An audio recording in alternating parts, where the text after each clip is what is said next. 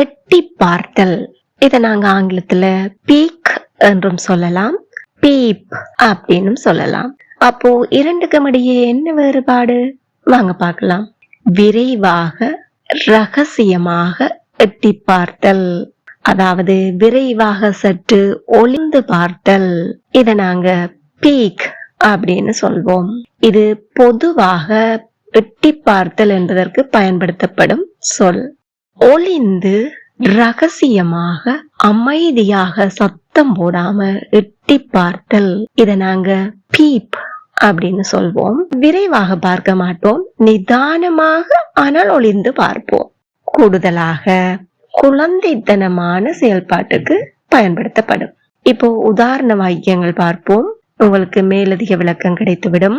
முதலாவதாக நாங்கள் PEEK peak எட்டி பார்த்தல் அல்லது சற்று ஒளிந்து பார்த்தல் என்கின்ற அர்த்தம்.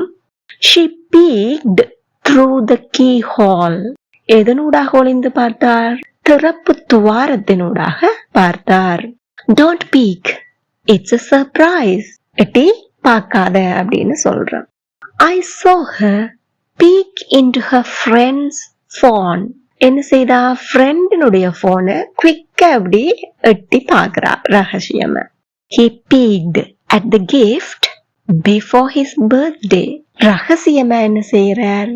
பர்த்டே வர முன்னமே கிஃப்ட் எட்டி ஒளிந்து பார்த்துட்டாங்க. We peeked through the curtains. திரைச்சீலைகளூடாக நாங்க என்ன செய்யறோம்? ஒளிந்து எட்டி பார்த்தோம். அடுத்து நாங்க பார்ப்போம் PEEP peep. The kitten peeped out from the box. Kitten பூனைக்குட்டி பாக்ஸுக்குள்ளால அமைதிய ரகசியமா நிதானமா ஆனா எட்டி பார்த்துச்சு. He peeked into the room and quickly closed the door. ரூமுக்குள்ள நிதானமா சத்தமில்லாம எட்டி பார்த்தார். பார்த்துட்டு quickly closed the door.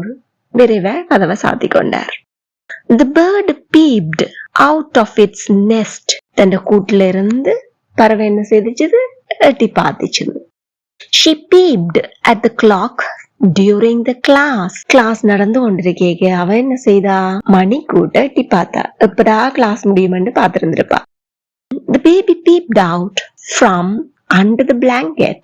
பிளாங்கெட்டுக்கு அடியில இருந்து என்ன செய்துச்சு? பேபி எட்டி பார்த்துச்சுது.